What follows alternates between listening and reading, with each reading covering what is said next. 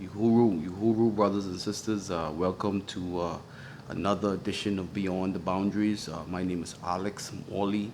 I am the chairman of the African People's Socialist Party here in the Bahamas, and I also head up the front for the African Socialist International for the South American and the Caribbean region. Uhuru, brothers and sisters, welcome to Beyond the Boundaries, the show where we bring you news and information from the African nation and from the international socialist movement. So, Uhuru brothers and sisters, thank you very much for being with me another week on Beyond the Boundaries. Today is no Sunday, November 24th. We're broadcasting, from Nassau, Bahamas. We want to get straight into it, but first let me say Uhuru to all of my brothers and sisters in the African People's Socialist Party worldwide. Uhuru, and that's in Europe, on the continent, South Africa, in Belgium, in Germany, wherever we are around the world. Uhuru, one Africa, one nation. Brothers and sisters, first thing I want to talk about is kind of like an old article. It's not a recent article, but it's an article on Junkanoo. Junkanoo is a festival that we have here in the Bahamas at the end of the year. And it's a historical festival. I spoke about it a couple of weeks ago. I really didn't even know the real origins of Junkanoo until a couple of years ago, to tell you the truth. As much as I think I know about our African history, I didn't really know the real origins of Junkanoo. I always thought that it had a local, stemmed from a local incident, a local occurrence. I knew that it was related to African resistance, but I didn't really understand the context in which and how Junkanoo was related to African resistance. So, brothers and sisters, this is somewhat of an old article, but it's on face2faceafrica.com, face2faceafrica.com. It was written September 25th, 2018 by Elizabeth Johnson, and the title of it is How the Fancy Dance Dress Festival of Ghana Started in the 17th century, birthed the Junkanoo Festival in the Bahamas. So how the fancy dress festival of Ghana started in the 17th century, birthed the Junkanoo Festival in the Bahamas. And it says, every year on December 26th and January 1st, while Christians mark Boxing Day and New Year's Day, many people of African origin in the Bahamas come together to remember their history through music, dance, and costume in what is known as the Junkanoo Festival. Ever since it started, the festival has caught the attention of many tourists due to the traditional music and elaborate costumes. For the people of the Bahamas and other Caribbean and American cities, the festival is not just a time for good music, food, dance, parade, and merrymaking, but a time to celebrate the triumph of holding on to the cultures of their ancestors who were brought into their new homes through slavery and passing it on from generation to generation. The Junkanoo Festival originates from Ghana in West Africa, particularly among the Ashanti, Fanti, and Akan people who call it the Fancy Dress Festival. In Ghana, the Fancy Dress Festival is celebrated every year during Christmas and New Year season. The festival has been likened to Halloween in recent times, as it is the similar style of dressing using fancy costumes, but many cultural elements do not make it as similar to Halloween as expected. For one, the people that dress up in these costumes were select groups of young warriors in the making or followers of John Kanu, who the festival is celebrated in honor of.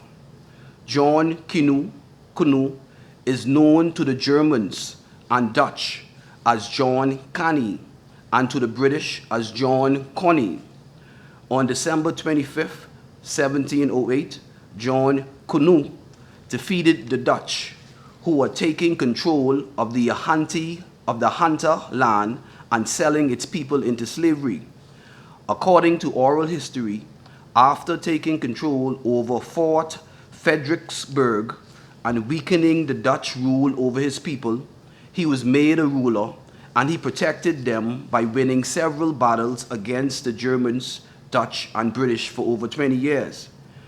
Every year, they dressed up and paraded the streets, followed by dancers and musicians mocking the Westerners and mildly harassing them to depict the defeat of the Dutch, the Germans, and the British to John Canoe, the powerful chief, warrior, and merchant who was once an ally of theirs.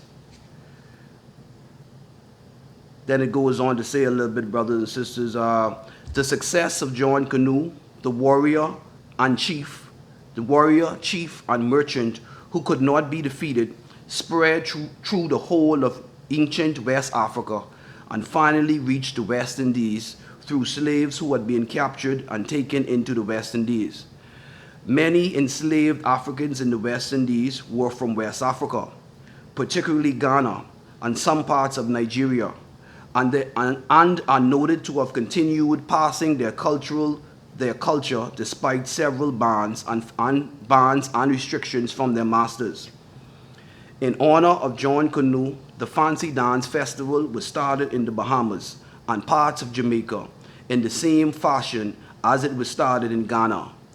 In recent times, the festival is marked without the tradition of the disturbing Westerners. The name of the festival in the Bahamas is an adulteration of the name John Canoe. So, brothers and sisters, I really didn't know. I really only learned this a couple of years ago. That the origin of John Canoe itself wasn't a local origin, but it actually was an origin. It stemmed from Ghana, and actually on the coast of Ghana, and it involved the struggle with Africans struggling for their resources, land, against European, and involves European the interference by foreign powers. And brothers and sisters, I think last week how I spoke about how the Dutch would have been the ones who came into West Africa and would have got involved in the trading process. They were part of the trading process, brothers and sisters. So it's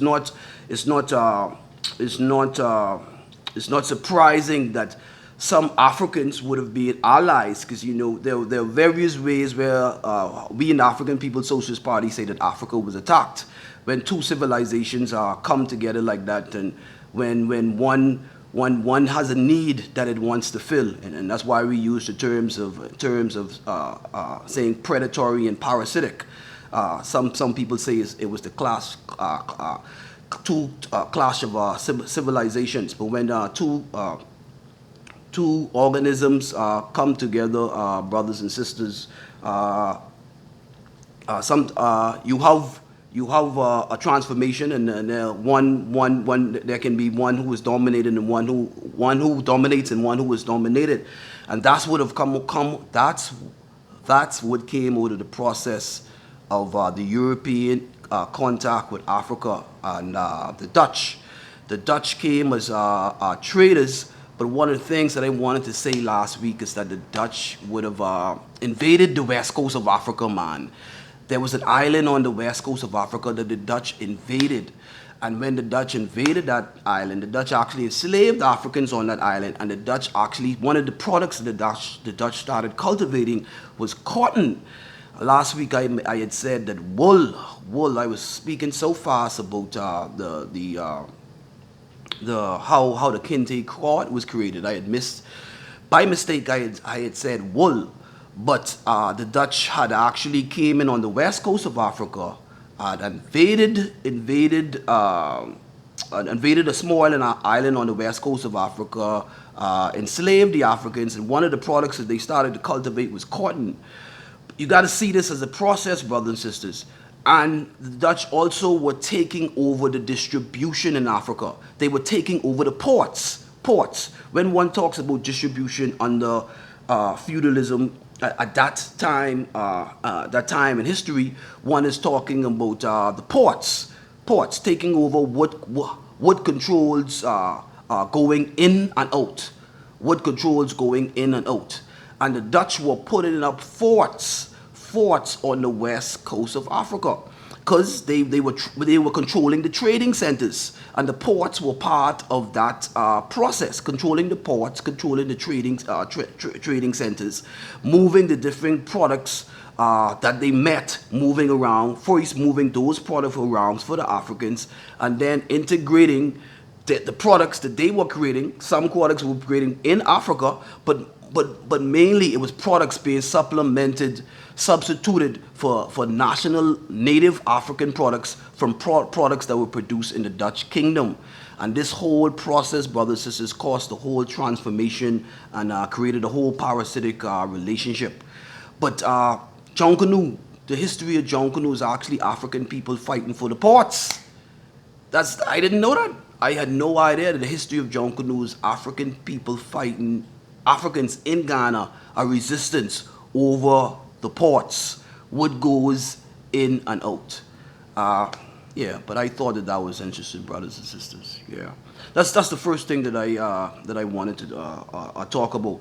And the things that I've said, brothers and sisters, things that I said last week, and the things that I'm saying this week, these are the things that I have learned from being a part of the African People's Socialist Party. And these are the things, the information about the Kente cloth.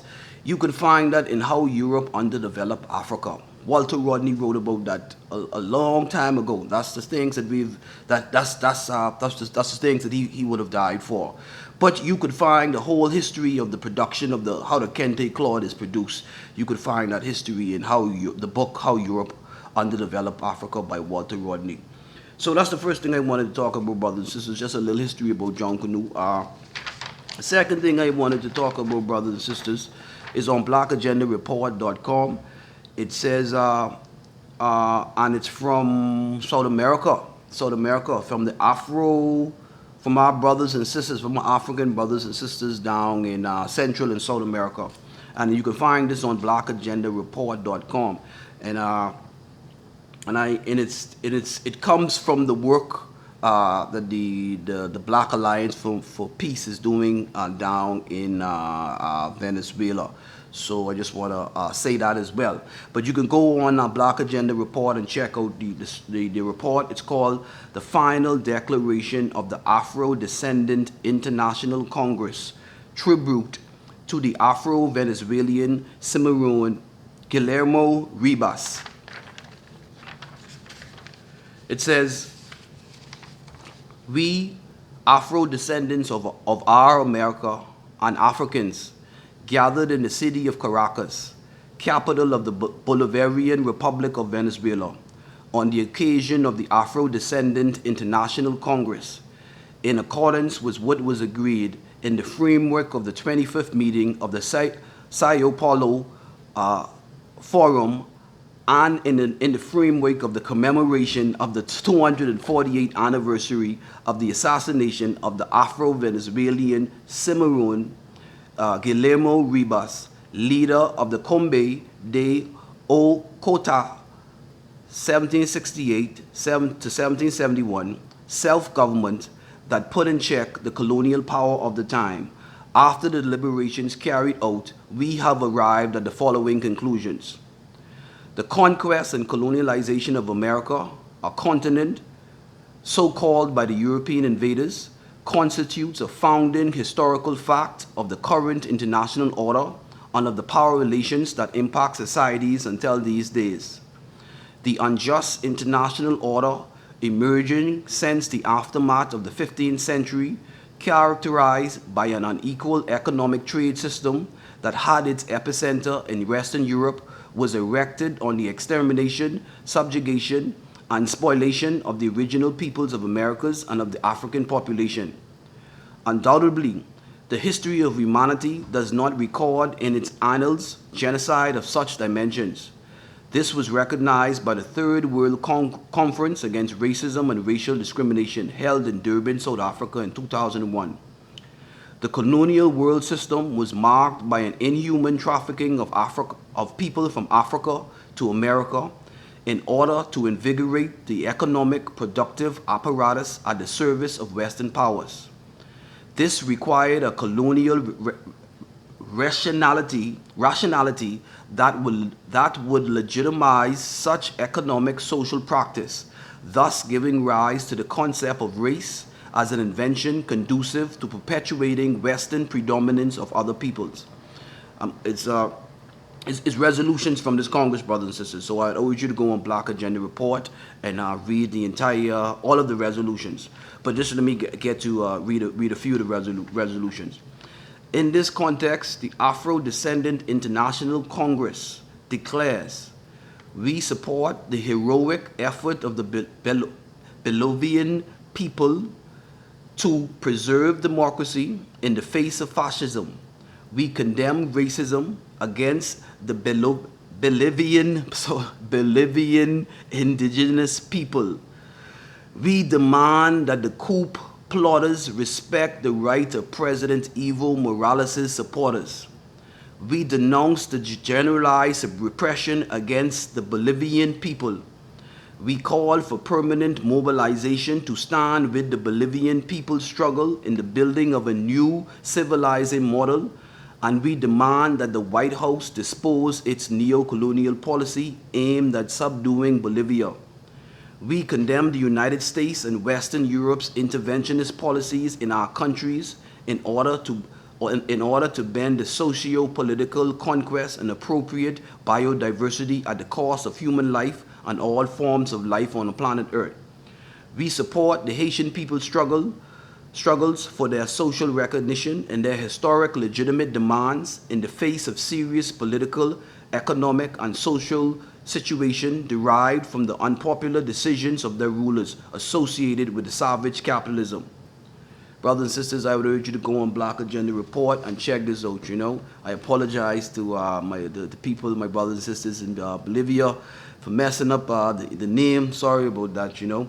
But please go on Black Agenda Report and check out Final Declaration of the Afro-Descendant International Congress Tribute to the Afro-Venezuelan Cimarron Guillermo Ribas. And there was a congress in Venezuela. All the many African activists and revolutionaries down on the ground. You know, they convened, and we want you to go on Black Agenda Report and check it out. You know, it's a powerful resolutions that were put across.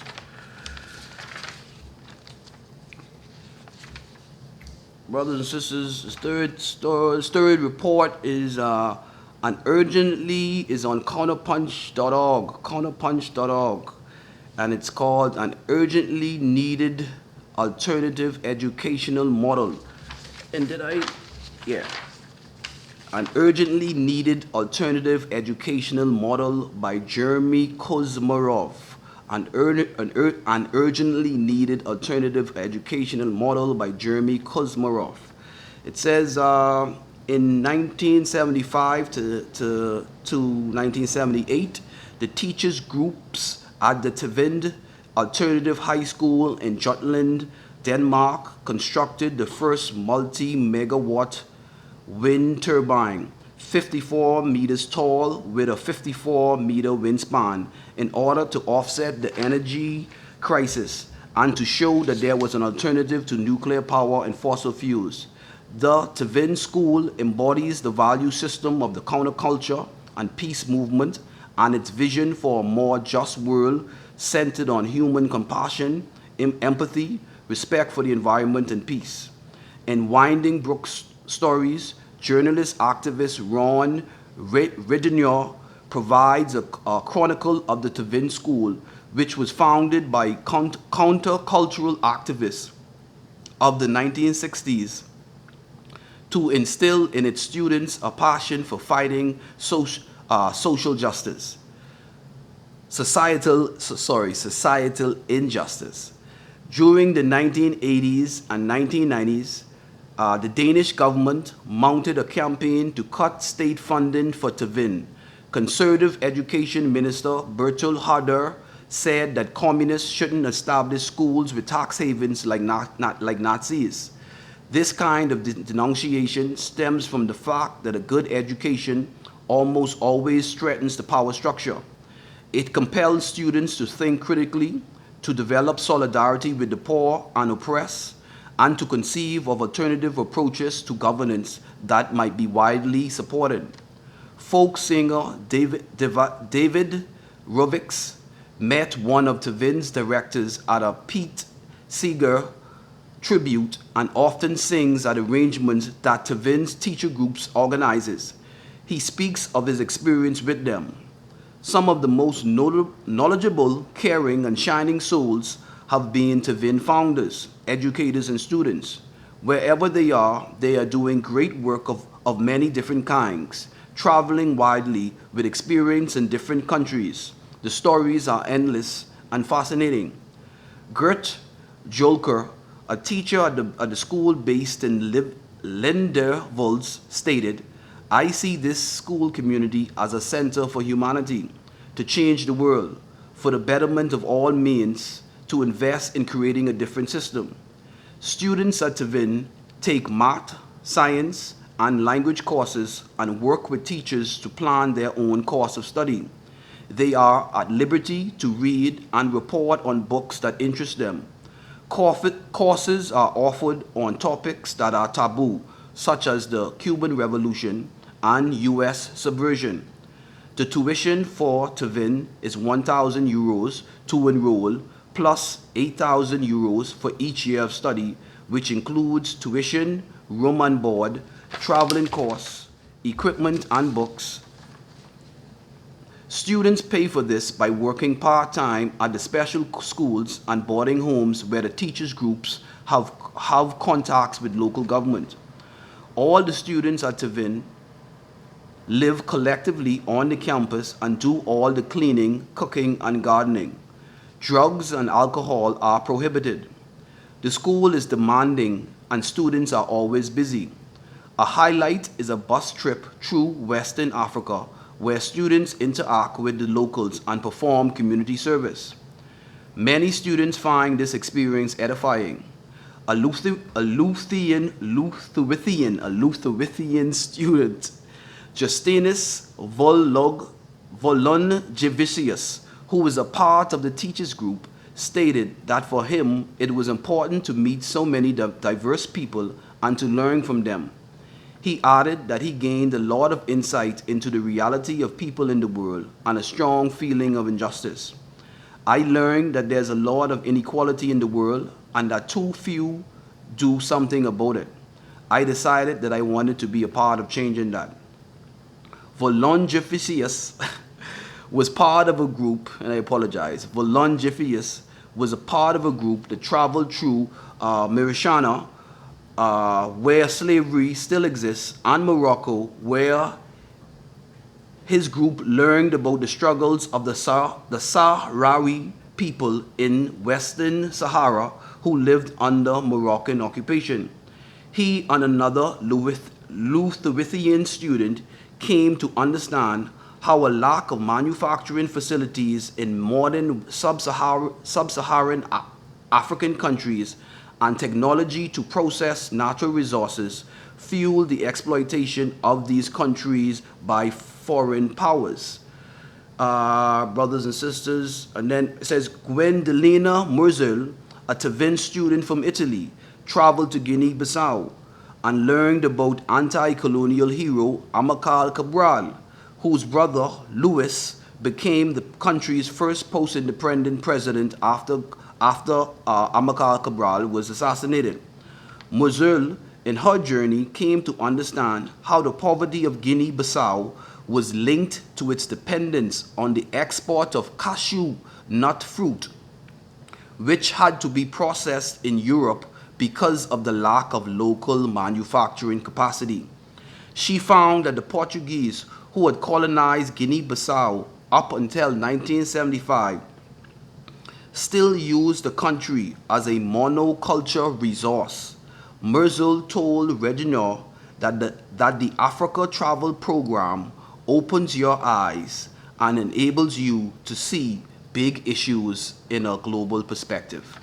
Brothers and sisters, I would ask persons to go on counterpunch.org and read Jeremy Kuzmarov's article about an urgently needed alternative educational model.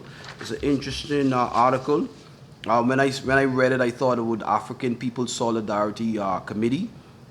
We got to put Africans and African workers have to be, and Africa has to be at the center of our politics.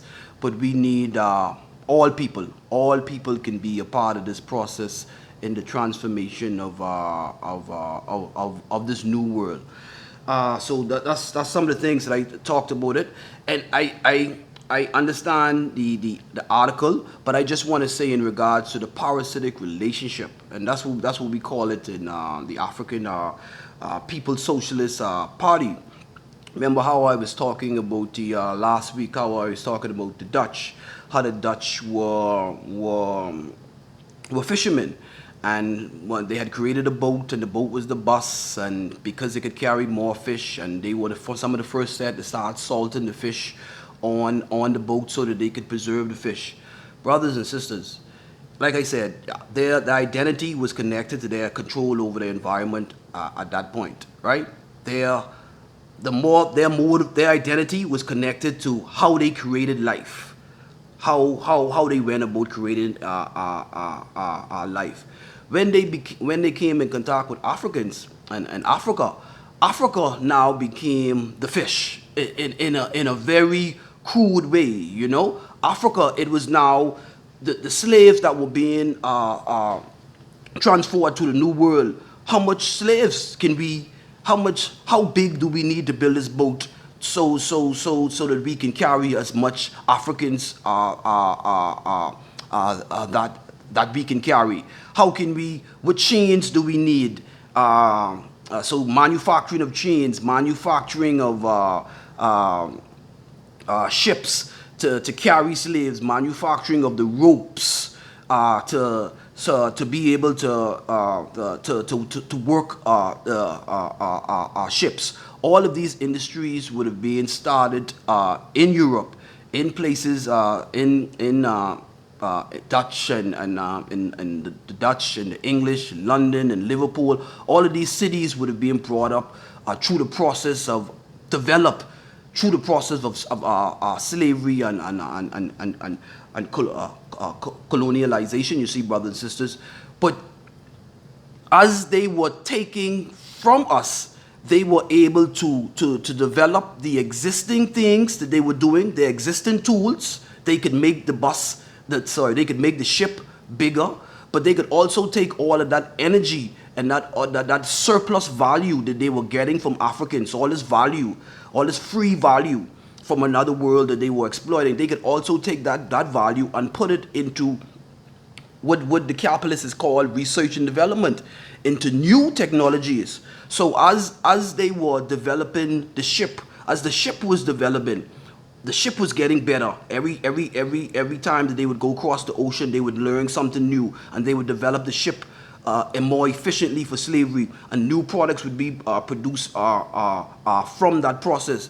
And through that process, their technology, the technological advancement increased.